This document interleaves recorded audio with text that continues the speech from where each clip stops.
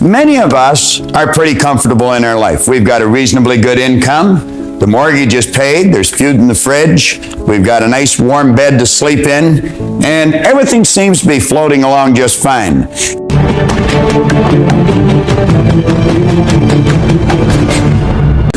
You know, some time ago, John Canary gave me a little piece of literature about getting out of the comfort zone that was written by Bob Proctor in southern Florida. And there's some excellent information in here. Many of us are pretty comfortable in our life. We've got a reasonably good income. The mortgage is paid. There's food in the fridge. We've got a nice warm bed to sleep in. And everything seems to be floating along just fine. And you know, a person in that position could very easily think, why would I want to do anything to change this? Well, we have found that if your life is not going in one direction, it absolutely, by law, must be moving in another direction. And Riggs is talking about that here. He said, many of us have established a comfort zone in our lives. We're just coasting along, taking the line of least resistance, just getting by.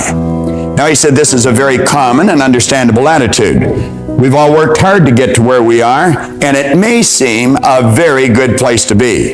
The problem with this is that once we stop reaching, stretching, seeking, and risking, we actually stop growing. Now, Riggs goes on to say that the comfort zone frame of mind is settling for what we are today. That may be fine today, but without continued growth, and I believe this is the key line coming up, we are now all we are ever going to be. Now, for me, that would be a fairly disturbing thought. He went on to say, if you're in a comfort zone, beware. The danger of a comfort zone is that it doesn't hurt, and it might even feel good. Many take that to mean it's a good place to be, but it's not.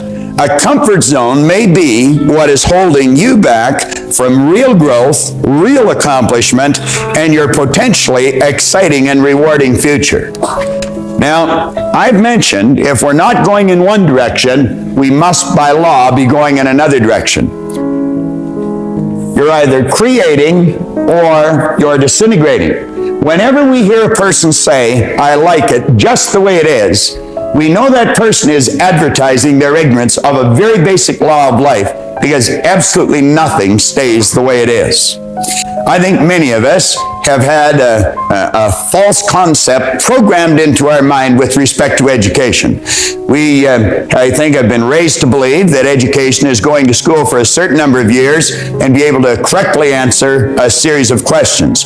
But you know, many people will go to school all their life and be able to correctly answer the questions, but then when it comes to getting out into the marketplace and really making it happen, they just don't know how to compete. Many are withdrawn.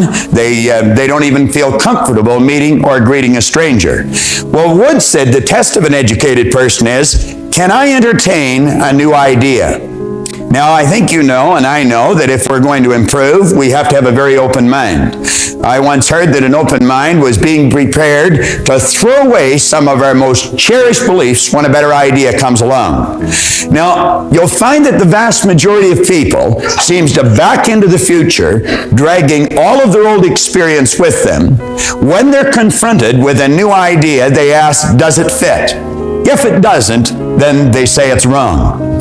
Now, what we want to do is ask ourselves, would this new idea improve the quality of my life, or would it get me going in the other direction? Can I entertain a new idea? Then we see the second one, can I entertain another person? Now, there's many people that would feel totally uncomfortable walking up to a stranger and just saying, hi, how are you today? Pleased to meet you, Jan. Now, do you know, some people, when it comes to meeting a person, their head is down, their hand is wet, they're shaking inside, their heart is pounding, and they only do it because they really have to. They would just as soon pull away from the new person. Now, that individual has not learned very much, if anything, about themselves, because we should feel totally comfortable meeting anyone, anywhere, at any time. And then he asks, can I entertain myself? Well, you know, many people are not able to entertain themselves. I spent half my life not being able to entertain myself. I always had to be around someone else. It was always, come on, let's have a party. I absolutely hated being alone.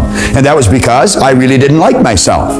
We can develop into very interesting and reasoning companions. Most of the time that we live, we do spend with ourselves. And you're going to find that some of the very best conversations you ever have are going to be with yourself. I get so excited about some of mine, I talk right out loud. That draws, strange look from people from time to time, but you get such great ideas going in your mind that you just can't help it.